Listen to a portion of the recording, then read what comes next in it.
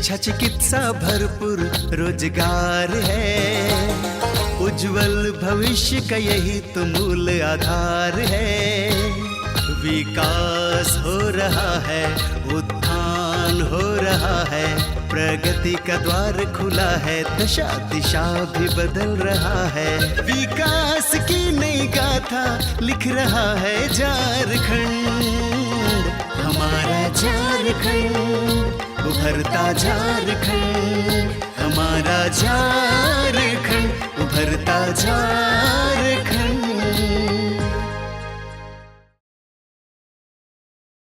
नमस्कार, जोहार। उभरता झारखंड कार्यक्रम में आप सभी का स्वागत है। मैं हूं नमिता।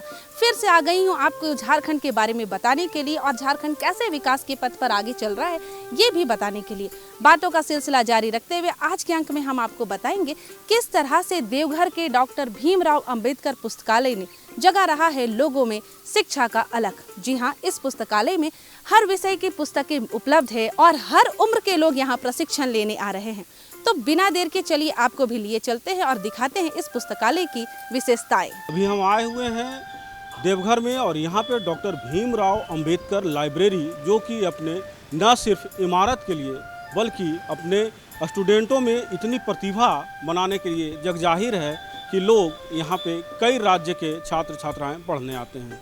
यहाँ मूलभूत सुविधाओं के रूप में न सिर्फ किताबें हैं बल्कि 24 आवर यह लाइब्रेरी चालू रहता है। साथ ही साथ छात्रों को जो सुविधाएं चाहिए वो सारे मुहैया कराए जा रहे हैं, जैसे किताब, मैगजीन, पेपर, साथ ही साथ पीने का शुद्ध पेय जल और साथ ही साथ यहाँ शौचालय की जो व्यवस्था है वो भी साफ़ सफाई के साथ रहती है। छात्र यहाँ दिन रात मेहनत करते हैं और नए नए आयाम गढ़ते हैं। साथ ही साथ देश के कोने कोने में यहाँ के छात्र अपना परचम लहरा रहे हैं। कोई आईएएस बनता है तो कोई आईपीएस बनता है और कोई टीचर बनता है तो कोई डॉक्टर बनता है। यहाँ के जो प्रबंधन के समिति के लोग हैं वो काफ़ी मेहनत करते हैं, रात दिन एक किए हुए रहते हैं और उनका एक ही ध्येय रहता है कि छात्रों को कोई कमी ना हो। उनकी कमी को कैसे पूरा करें इस बारे में उनसे जानेंगे। साथ ही साथ यहाँ के जो छात्र हैं उससे जानेंगे कि यहाँ आकर के उन्हें क्या अनुभूति मिलती है, पढ़ाई की क्या सुविधाएं हैं।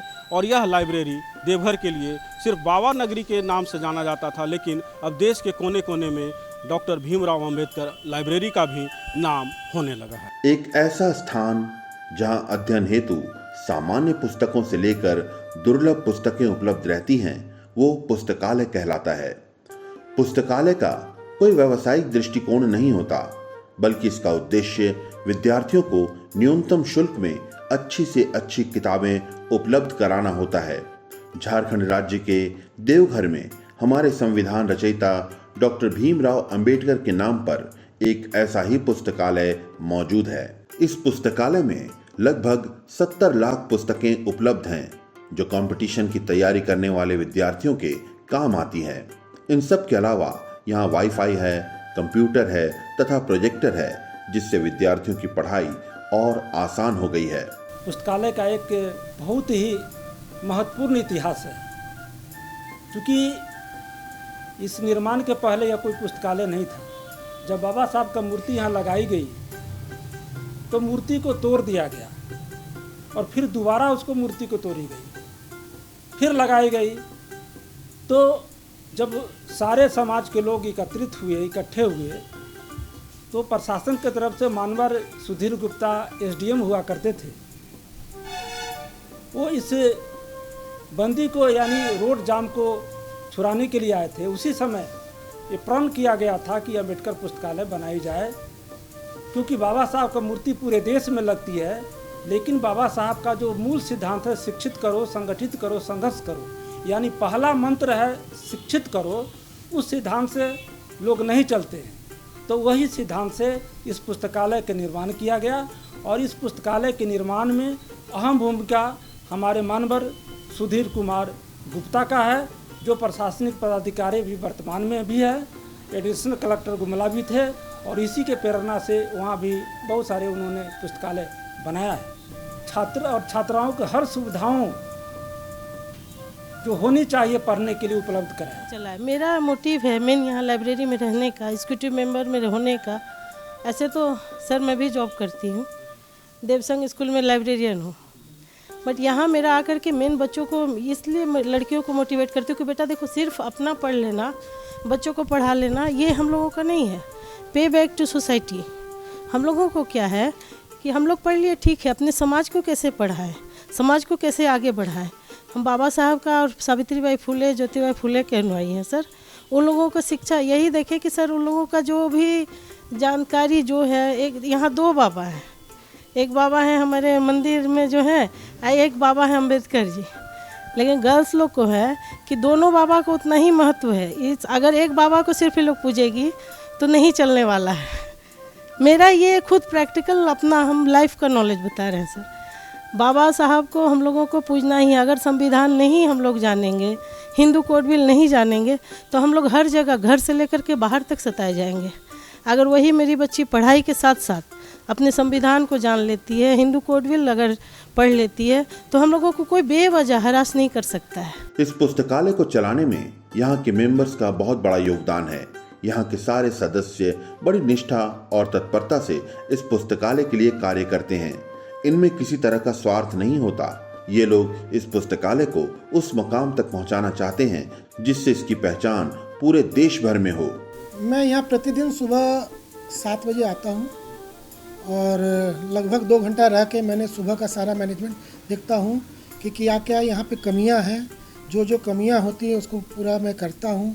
कौन सा स्टाफ को क्या काम देना है, जो स्टाफ समय पे आए कि नहीं आए, कहीं किसी तरह का दिक्कत हो या स्टूडेंट को किसी तरह की असुविधा हो, मैं उस असुविधा को दूर करने की कोशिश करता, जहाँ तक मेरे हिसाब से हो सकता करता हूँ। और ज़्यादा अगर कोई प्रॉब्लम होती है तो मैं फिर इस कमेटी में रखता हूँ। कमेटी के थ्रू उसको फिर उस सुविधा को हम लोग ठीक करते हैं। यहाँ पे अभी 30 स्टाफ है इस लाइब्रेरी में, जिसमें 6 गार्ड हैं, 13 लाइब्रेरियन है, 1 सुपरवाइज़र है, 7 स्वीपर है और 1 सुपरवाइज़र है। सब मिला के 30 स्टाफ अभी हमारे लाइब्रेरी में कार्यरत है। बच्चों से हम लोग मात्र 220 रुपये लेते हैं, वो भी एक पेपर के नाम पे। एक पेपर का जो कॉस्ट होता है, बच्चे से पूछा गया, बोले कि 1 पेपर का मैं कॉस्ट दूँगा। उससे ज़्यादा हम लोग यहाँ पे RO का मिनरल वाटर पिलाते हैं, पूरी सुविधा देते हैं। बिजली की एक हमारे यहाँ 25 kV की जनरेटर है, अभी 9.5 kV के सोलर सिस्टम लगे हैं, जिसमें 30 बैटरियाँ हैं, सूखी बैटरी है, प्लस इन्वर्टर 11 पीस है, 13 को इन्वर्टर के बैटरी है, पानी, सारा सुविधा हम लोग यहाँ पे देते हैं। यहाँ आने वाले विद्यार्थी इस पुस्तकालय से काफी प्रभावित हैं। ये लोग यहाँ हर तरह की कंपटीशन की तैयारी करने आते हैं। यहाँ कुछ लोग NDA की तैयारी कर रहे हैं तो कुछ लोग IAS तथा IPS बनना चाहते हैं। इन लोगों का मानना है कि इस पुस्तकालय में हर तरह की सुविधा मौजूद है। ये बताते हैं कि यहाँ 1 से 1 किताबें मौजूद हैं। वाईफाई, पानी, बिजली, पढ़ने का स्थान आदि हर तरह की सुविधा से ये लैस है। यहाँ विद्यार्थियों को मोटिवेट करने के लिए IAS, IPS, मैजिस्ट्रेट आदि बीच बीच में मोटिवेशनल क्लास लेने भी आते हैं। जी, हम लोग मतलब हम यहीं पे हमेशा रह रहे, तो हम बचपन से देखे, मतलब कि 2020-21 से हम देख रहे थे लाइब्रेरी को, तो और 12th के बाद फिर हम ज्वाइन किए लाइब्रेरी। नहीं सर, क्या है कि यहाँ पे हम ऑनलाइन ही पढ़ रहे थे, तो हम सोचे कि मेरा थोड़ा घर में मतलब पढ़ाई नहीं हो पाता था, तो लाइब्रेरी में माहौल मिलता है तो हम यहाँ पे पढ़ लेते हैं बढ़िया से, तो इसीलिए हम ट्यूशन वगैरह नहीं गए। जैसे सुविधा सारी है, हम लोग को सारा किताब वगैरह मिल जाता है, वाईफाई वगैरह फ्री मिल जा रहा है और मोटिवेशन वाली बुक भी मिल जाती है, तो यही सारी सुविधाएं हैं। सर, सबसे पहले कि इस लाइब्रेरी का इंट्रो दिया जाए तो ये पूरे देवघर ज़िला में एक ऐसा स्टूडेंट्स का हब है जहाँ पे मल्टी टैलेंटेड स्टूडेंट्स देखने को मिलते हैं। जैसे कि कोई स्टूडेंट पढ़ने में बहुत इंटेलिजेंट है तो कोई स्टूडेंट राइटिंग कंपटीशन में फर्स्ट प्राइज़ लाते हैं। इससे ये पता चलता है यहाँ पे मतलब सिलेबस और बुक्स के नॉलेज से ज़्यादा वोकेशनल नॉलेज को भी यहाँ पे प्रमोट किया जाता है। Vocational knowledge in the sense कि जैसे हम लोग बुक्स और सिलेबस से हट के जो नॉलेज हम लोग गेन करते हैं या फिर प्राप्त करते हैं, इसको हम लोग वोकेशनल नॉलेज का संज्ञा दिया जाता है। और इस लाइब्रेरी का अगर फीचर्स की बात की जाए तो फर्स्ट पॉइंट कि इस लाइब्रेरी में सारे कॉम्पिटिशन्स के बुक्स अवेलेबल हैं, जैसे कि नीट हो गए, UPSC, JPSC, अभी फ़िलहाल JPSC का एग्ज़ाम भी लिया गया था, BPSC, झारखंड CGL, तमाम कॉम्पिटिशन्स है, तो यहाँ पे बहुत सारी बुक्स है। और सबसे स्पेशली बात कि यहाँ पे नॉवेल्स भी बहुत अच्छी है, जैसे कि वो अलमीरा स्पेशली फॉर नॉवेल्स के लिए। और यहाँ आने के बाद हमने यहाँ का माहौल देखा, कम्पिटिटिव एग्ज़ाम के लेकर अच्छी माहौल थी यहाँ पे, और यहाँ पर पढ़ाई का जो वातावरण था वो भी बढ़िया था। तो मुझे लगा कि हमें लाइब्रेरी ज्वाइन करना चाहिए और ज्वाइन किए। ज्वाइन करने के बाद हम कम्पिटिटिव एग्ज़ाम की तैयारी कर रहे हैं और इसमें हमें काफ़ी सुधार देखने को मिल रहा है। 1 साल पहले जैसे मैं जब से ग्रेजुएशन स्टार्ट की तब से मैं तैयारी कर रही थी इसके लिए, लेकिन जो मैं घर में कर रही थी और यहाँ के कर रही हूँ उसमें काफ़ी सारा अंतर आ गया। क्योंकि घर में कर रहे थे तो मेरा एक लिमिटेड था, लेकिन जब से हम यहाँ स्टार्ट किए हम बहुत सारे लोगों से मिले, दीदी हो या सीनियर्स भैया लोग जो जिनका निकल गया, वो लोग काफ़ी कुछ बताए। तो एक होता है ना कि हम जब तक घर में थे तो बंद थे एक कमरे में, लेकिन यहाँ आए तो मेरा दिमाग और खुल गया कि हमको कैसे करना चाहिए, क्या कहाँ तक हम पहुँचे हैं, मेरा तैयारी कितना लेवल तक होना चाहिए और अभी हम कहाँ पे हैं। तो बहुत सारा बेनिफिट हुआ, यहाँ पे बहुत सारी किताबें हैं। हाँ, गाइडेंस तो मिलता है भैया लोग से जो जिनका निकल गया है, या फिर दीदी लोग से, जैसे ग्रुप डिस्कशन वगैरह होता है, हाँ वो लोग आते रहते हैं। पढ़ने के लिए जो भी बुक्स चाहिए वो सारा यहाँ सफिशिएंट है, कहीं से कोई मतलब लेने का ज़रूरत नहीं है। बस दिक्कत सिर्फ है तो सीट का दिक्कत होता है और किसी चीज़ का दिक्कत नहीं है। इतना कम मतलब अमाउंट में सबसे बेस्ट हमको लगा ये लाइब्रेरी। बहुत कम है, 220 रुपया है तो बहुत कम है। और यहाँ के जितने भी स्टाफ लोग हैं सारी जो हैं बहुत ज़्यादा हेल्पफुल करते हैं सारी चीज़ में। सर, एक स्टूडेंट को अगर कोई कॉम्पिटिटिव एग्ज़ाम का प्रिपरेशन कर रहा है तो उसके लिए क्या चाहिए सर कि एक पॉजिटिव इन्वायरमेंट चाहिए, प्लस में जो उसका स्टडी मटेरियल चाहिए। तो यहाँ पे स्टडी मटेरियल भी सफिशिएंट है, इन्वायरमेंट भी बहुत पॉजिटिव है। और सर जो जीडी का है वो एक और अच्छी फैसिलिटी ये भी है कि यहाँ पे जीडी डिस्कशन जो कि अच्छा डिस्कशन होता है, हेल्दी डिस्कशन होता है। और ये डिस्कशन से भी हम लोग को फ़ायदा कि अकेले अगर आप रख के बहुत सारी चीज़ें होता है कि नहीं हम लोग कर पाते हैं कि अकेले रख, तो आप जीडी से आप हो जाता है कि मतलब डिस्कशन करने से बहुत बेनिफिट्स मिलता है कि चीज़ें याद रहती है, आसानी से याद हो जाती है और ज़्यादा दिन तक रिटेन रहता है माइंड में। सर पहले तो हमें लगता था कि हमारे एक बच्ची हैं, लेकिन अब हमारे सारे बच्चों को देखने के साथ लगता है कि ये सारे बच्चे हमारे बच्चे हैं। नहीं सर, हम लोग रिटायरमेंट के बाद भी सोचे हुए हैं कि इस लाइब्रेरी को उस आयाम तक पहुंचा दें कि देश में इसका एक अलग पहचान हो। और अभी तक इस लाइब्रेरी को जिस तरह से बाबा के बाद लाइब्रेरी ने देवघर में नहीं पूरे भारतवर्ष में अपना एक पहचान बनाया है, इसको भारत सरकार के द्वारा अभी तक सम्मानित किया जाना चाहिए था ताकि और प्रोत्साहन लोगों को मिलता। मैं सुने कि देवघर में एक अच्छा लाइब्रेरी है जो हम लोग इस चीज़ को देख सकते हैं ताकि बच्चे और भी ज़्यादा मोटिवेट हों। तो इसलिए हम लोग विजिट करने के लिए देवघर आए थे कि हाँ इस लाइब्रेरी को देखें। तो इस लाइब्रेरी को देखने के बाद ये चला कि अब बच्चे बहुत ही शांतिपूर्ण ढंग से बच्चे पढ़ते हैं और जो फैसिलिटी यहाँ के मैनेजमेंट दे रही है ये बहुत ही काबिल तारीफ़ है। ये जो पेमेंट के नाम पे या कुछ पेपर के नाम पे जो पैसा ले रही है ये बहुत सोचनीय है और मुझे ताजुब हुआ कि गवर्नमेंट इस पर फोकस नहीं कर रही है कि गवर्नमेंट को फोकस करना चाहिए। गवर्नमेंट को इधर देखना चाहिए कि 1000 बच्चे पर मंथ पर डे यहाँ पढ़ाई करते हैं और गवर्नमेंट के द्वारा कुछ भी नहीं मिलता है। ये सुनकर हम लोग को बहुत अफसोस हो रहा है। मैं चाहूँगा कि आप लोग के द्वारा इस गवर्नमेंट को, सरकार को ये देखना चाहिए और यहाँ पर व्यवस्था के रूप में इन लोगों के साथ में हाथ मिलाकर ताकि बच्चे लोग ऊपर उठें और बच्चे लोग को ज़्यादा से ज़्यादा फैसिलिटी मिल सके। पुस्तकालय वस्तुतः विद्यार्थियों के लिए ज्ञान के सागर की तरह होता है। यहाँ सामान्य से लेकर दुर्लभ किताबें पढ़ने को मिल जाती हैं। आज के जमाने में कंपटीशन की तैयारी में पुस्तकालय का महत्वपूर्ण योगदान है। देवघर का डॉक्टर भीमराव अंबेडकर पुस्तकालय भी विद्यार्थियों के ज्ञान के खजाने को बढ़ाने में महत्वपूर्ण भूमिका निभा रहा है। आचार्य प्रशिक्षण करा महिलाओं को कर रहा है शिक्षित। जी हाँ, महिलाओं का शिक्षित होना काफ़ी आवश्यक है क्योंकि महिलाएं हैं जो कुछ भी ठान ले तो उसे कर लेती हैं। और कहीं भी विकास की बात की जाए तो महिलाएं अगर साथ दें और आगे बढ़े तो विकास तो होना ही होना है। इस कर्रा क्षेत्र में आप देख सकते हैं कि महिलाएं कैसे शिक्षित हो रही है, शिक्षा के प्रति इनका रुझान कैसे बढ़ रहा है और इसका रिजल्ट भी आपको देखने को मिल रहा है क्योंकि इन महिलाओं में भर रहा है आत्मविश्वास, आत्मसम्मान और ये बहुत ही अच्छे से लोगों को प्रशिक्षित भी कर रही हैं, खुद भी शिक्षा ले रही हैं, दूसरों को शिक्षित कर रही हैं, अपने घर परिवार को भी अच्छे से चला रही हैं, शिक्षा के क्षेत्र में आगे बढ़ा रही हैं। बातों का सिलसिला यूं ही जारी रखते हुए आपको भी दिखाते हैं। एक तरफ जहां संस्कार जो है मिडिल स्कूल, हाई स्कूल से धीरे धीरे गायब होते जा रहे हैं और वहाँ पे कॉन्वेंट और मिशनरीज घुसते जा रही है। ऐसे में एकल ग्राम अभियान के तहत बच्चों में धर्म की शिक्षा का एक नया चलन और प्रचलन बढ़ा है।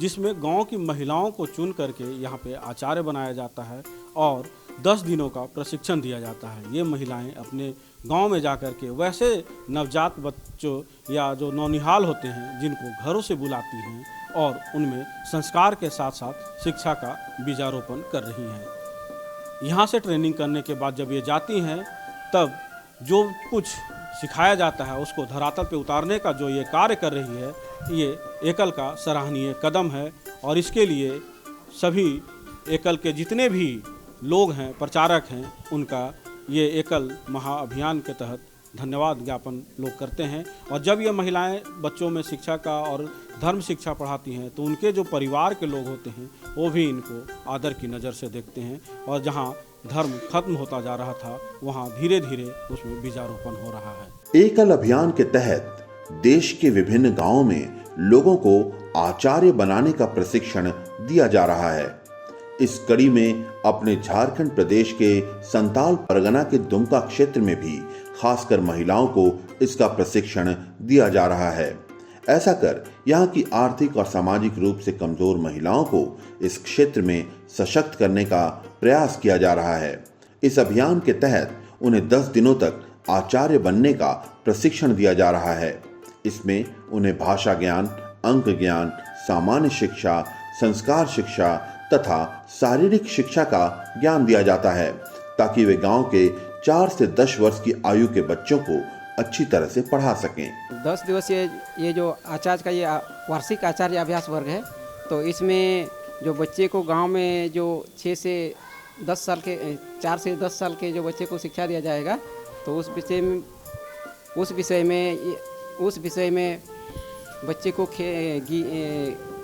जैसे भाषा ज्ञान, अंक ज्ञान, सामान्य ज्ञान और संस्कार शिक्षा, स्वास्थ्य शिक्षा और शारीरिक शिक्षा, हस्तशिल्प, इस विषय में जानकारी दिया जाएगा। नहीं, इनको वो जो है हमारे जो बच्चे, जिस समय हमारा जो एकल विद्यालय है ये अनौपचारिक शिक्षा पद्धति है, जो इसको जो समय मिलता है, बच्चे का जो समय मिलता है उसी समय पर उसको किया जाता है। इसमें जो है ना हमारे विद्यालय में 2 तरह के बच्चे होते हैं, एक अतिरिक्त बच्चे होते हैं और अनिवार्य बच्चा होते हैं। तो अतिरिक्त बच्चे जो हमारे विद्यालय में भी आते हैं और किसी अन्य विद्यालय में भी पढ़ने जाते हैं, और अनिवार्य बच्चे होते हैं जो सिर्फ हमारे एकल विद्यालय में ही आते हैं, पढ़ते हैं। ऐसे बच्चे को अनिवार्य बच्चा कहते हैं। लेकिन अभी जो है ना इस समय में हमारे पास ज़्यादातर अतिरिक्त बच्चे ही हैं जो हमारे विद्यालय में भी आते हैं और दूसरे विद्यालय में भी जाते हैं। तो ऐसे जब उसका जो स्कूल का जो पढ़ाई है तो उसका वहाँ उससे छुट्टी होने के बाद या तो उससे पहले, यानी उस समय में नहीं पढ़ाते हम लोग। बच्चे को जब समय मिलता है उस अवसर पर, उस समय में। इस अभियान के तहत महिलाओं के आचार्य बनने का आवासीय प्रशिक्षण 10 दिनों का होता है। इसके बाद ये लोग एकल अभियान के पंचमुखी शिक्षा में निपुण हो जाती हैं और ग्रामीण बच्चों को प्राथमिक शिक्षा के अलावा निरोग रहने की शिक्षा देती हैं। इसके बदले में इन्हें 1080 रुपये मानदेय के रूप में मिलता है। निश्चित तौर पर ये राशि उनके लिए सहारे का काम करती है। आचार्यों का 10 दिवसीय आवासीय प्रशिक्षण होता है और इस प्रशिक्षण में हम सभी आचार्यों को गांव में किस प्रकार हमारे एकल अभियान के पंचमुखी शिक्षा है। पंचमुखी शिक्षा के अंतर्गत सबसे पहला अपना प्राथमिक शिक्षा है, दूसरा है आरोग्य शिक्षा, तीसरा है ग्रामोत्थान शिक्षा और चौथा है जागरण और 5वां है संस्कार। तो पंचमुखी शिक्षा के माध्यम से हम यहाँ सभी आचार्यों का 10 दिन का प्रशिक्षण देते हैं। प्रशिक्षण देने के बाद ये आचार्य यहाँ से प्रशिक्षित होके अपने गांव में जो 6 से 10 साल के बच्चे हैं, इन बच्चों को प्राथमिक शिक्षा के साथ साथ हमारे बच्चे बीमार ना पड़े, रोग ना हो, उसके पहले उपचार कैसे करें। जैसे कि गांव में बहुत सारे बरसात के मौसम में गंदगी हो जाती है, तो बच्चे गांव में मच्छरदानी नहीं लगाते हैं। मतलब ज्ञान तो है लेकिन उसका कोई कहने वाले नहीं है। तो एकल अभियान के आचार्यों के माध्यम से उसको प्रशिक्षित करने के बाद वो गांव जाते हैं और गांव में इस विषय में सबको बढ़िया से ग्राम समिति के माध्यम से गांव के लोगों के साथ बैठते हैं। महीने में गांव में एक बैठक होती है ग्राम समितियों का, और ग्राम समितियों के बैठक होने के बाद ये आचार्य उनको सारा विषय के विषय में बताते हैं ताकि गांव में बीमारी ना हो। आचार्य का चयन सर्वप्रथम हर एक अपना जो संच है जिस प्रकार हम लोग जिला को अंचल मानते हैं, तो संच जो है तो संच में समिति बनते हैं, और फिर गांव में जो गांव के समिति होते हैं उसे ग्राम प्रमुख कहते हैं। तो संच समिति के माध्यम से जिस गांव में आचार्य की हम लोग नियुक्ति करते हैं, तो सर्वप्रथम उस गांव में जाके हमारा बैठक होता है। ग्राम समिति का बैठक करने के बाद वहाँ पे निर्णय लिया जाता है कि इस गांव में कौन आचार्य के रूप में काम करेंगे। एकल अभियान के तहत आचार्य का प्रशिक्षण लेने वाली महिलाएं बताती हैं किस प्रशिक्षण से उन्हें आरोग्य, स्वाभिमान, संस्कृति का ज्ञान प्राप्त हुआ है। यहाँ 1 से 3 साल के बच्चों को हमें उनके समय अनुसार पढ़ाना पड़ता है। हम उन्हें प्राथमिक शिक्षा के अलावा निरोग रहने का ज्ञान भी देते हैं। आंगनबाड़ी में छोटा छोटा बच्चे लोग जा रहे हैं। हमारे यहाँ 1 से 3 क्लास का बच्चे आ रहे हैं। वो में से हम बच्चों का समय देख करके विद्यालय चलाते हैं। जो बच्चे विद्यालय जाते हैं वो समय हम लोग नहीं चलाते हैं। हो सके शाम यानी सुबह। जो बच्चे का भी टाइम देखना है, और हम भी देखें बच्चे किस समय फुर्सत में रहते हैं, बच्चे खेल ना पाए, बच्चे का फालतू टाइम बर्बाद ना होए। इसीलिए हम छोटे छोटे बच्चों को लेकर के गांव में बैठते हैं, संस्कार युक्त शिक्षा देते हैं, गांव के लोगों को आरोग्य के बारे में जानकारी देते हैं। 10 दिवसीय प्रशिक्षण में बच्चे को कैसे पढ़ाया जाता है, गांव में कैसे, गांव में तो स्कूल है, लेकिन बहुत ऐसा बच्चा है जो स्कूल नहीं जाता है। गांव में तो बहुत भेदभाव होता है, जैसे लड़का को पढ़ाया जाता है, लड़कियों को नहीं पढ़ाया जाता है। तो इसमें यही शिक्षा मिला कि गांव में सब लड़कियों को भी स्कूल तक पहुंचाने का मतलब हम लोग का दायित्व बता रहा है। तो उसके लिए तो अभी तो कोई उस तरह से संस्था नहीं चला है, चलेगा तो उन लोग से संपर्क करते हैं। इस तरह से हम बैठा के उन लोग को शिक्षित करते हैं अपना, मतलब जैसे अगर पढ़ने छोड़ दिया तो सिलाई मशीन है और तो कुछ है, जैसे पापड़ बनाना, सिलाई मशीन हुआ, तसर काटना, सूता जो काटता है JSLPS में उसको जोड़ के उसको अपने पेड़ पे खड़ा करते हैं, स्वाभिमान बनाने सिखाते हैं। और नन्हे हाथ सावधान, बच्चों को किस तरह पढ़ाएंगे, किस ढंग से खिलाएंगे, वैसे सीखे हैं।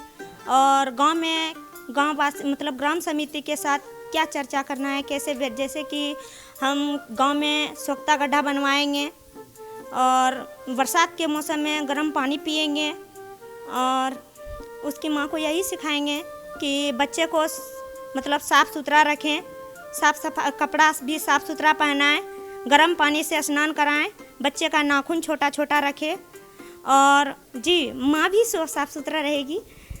पहले तो हम शिक्षित होंगे, तब बच्चे का माँ को शिक्षित करेंगे, तब फिर बच्चे को भी शिक्षित सिखाएंगे। मैं यहाँ आके बहुत कुछ अनुभव हुआ कि जैसे कि मैं सुबह यहाँ घर में तो उठते थे हम लोग 7 बजे, घर में उठते थे हम लोग 6 बजे 7 बजे से उधर भी हो जाते थे। लेकिन यहाँ पे आके हम लोग जैसे कि 4 से 4:30 तक मतलब यहाँ उठ के हम लोग पहले प्रातः स्मरण करते हैं सरस्वती माँ का। जैसे कि सरस्वती माँ का पहले हम लोग प्रातः स्मरण करते हैं, उसके बाद साफ सफाई करते हैं बाहर में जाके। उसके बाद फिर हम लोग जैसे कि नाश्ता पानी हुआ, उसके बाद फिर 9 बजे से हम लोग सत्र यहाँ शुरू हो जाता है। 9 से जैसे कि 9 से मतलब 9:30 तक। उसके बाद फिर 5 मिनट हम लोगों को यहाँ पर रेस्ट दिया जाता है। उसके बाद फिर 5 मिनट के बाद फिर हम लोगों का सत्र शुरू हो जाता है। जैसे कि पंचम की शिक्षा के बारे में, जैसे कि हम लोग को जैविक खेती कैसे करना है, उसके बाद गांव में कैसे सिखाना है, जैविक खेती के बारे में हमको बताना है। उसके बाद आरोग्य के बारे में बताना भी सिखाया जाता है यहाँ पे। यहाँ आके तो सबसे पहले मैं अपने अंचल दीदी से परिचित थी, संच दीदी लोग से, तो अपना रामगढ़ संच से सब दीदी से परिचित थी। लेकिन जरमुंडी वाले दीदी सब से मैं परिचित नहीं थी। तो यहाँ आने के बाद हमको जरमुंडी के सभी दीदी लोग से भी परिचित हुए। जैसे लगता है अपना परिवार तो छोड़ के आए हैं, लेकिन लगता नहीं है कि हम अपना परिवार छोड़ के आए हैं। यहाँ पर सब हम लोग एक परिवार का जैसा बन गए हैं। और सीख के माध्यम में आ गया, जैसे कि गांव में पहले की महिलाएं लोग लोहे के कढ़ाई में खाना सब्जी बनाती थी, लोहे की बाल्टी में पानी पीती थी, लेकिन अब वो नहीं हो रहा है। तो यहाँ से हमको यही सीख मिला कि यहाँ से जाके गांव में हर दीदी, जैसे दीदी लोग हैं, चाची लोग हैं, हमसे जो बड़े हैं, जेठ हैं, उन लोग को मतलब बताना है कि अब हम लोग लोहे की कढ़ाई को उपयोग करेंगे ताकि इससे बीमारी ना आए और बीमारी ना फैले। लोहे की कढ़ाई में आयरन युक्त है, उसी में सब्जी बनाना है और खाना है और सबको खिलाना भी है। हमारा झारखंड प्रदेश गांवों का प्रदेश है। यहाँ बच्चों और महिलाओं की दशा दयनीय बनी हुई है। यहाँ जहाँ गांव में बच्चों के लिए शिक्षा की कमी है, तो वहीं महिलाओं के लिए रोजगार का अभाव है। ऐसे में एकल अभियान महिलाओं को प्राचार्य का प्रशिक्षण देकर उन्हें एक ओर तो आर्थिक और सामाजिक रूप से सशक्त कर रहा है, वहीं दूसरी तरफ ग्रामीण बच्चों में शिक्षा का अलग भी जगा रहा है। देखा ना आप सभी ने, हमें पूरा विश्वास है कि अगर शिक्षा की बात की जाए तो अब झारखंड का कोई भी घर, कोई भी बच्चा, कोई भी अशिक्षित नहीं रहेंगे। सभी शिक्षा के क्षेत्र पर आगे बढ़ेंगे और विकास के पथ पर बढ़ते हुए अपना तिरंगा लहराएंगे। बातों का सिलसिला यूं ही जारी रखते हैं, लेकिन समय हो गया है आपसे विदा लेने का। हम लेंगे आपसे इजाजत, तब तक के लिए नमस्कार, जोहार। विकास की नई गाथा लिख रहा है झारखंड, हमारा झारखंड, उभरता झारखंड, हमारा झारखंड, उभरता झारखंड।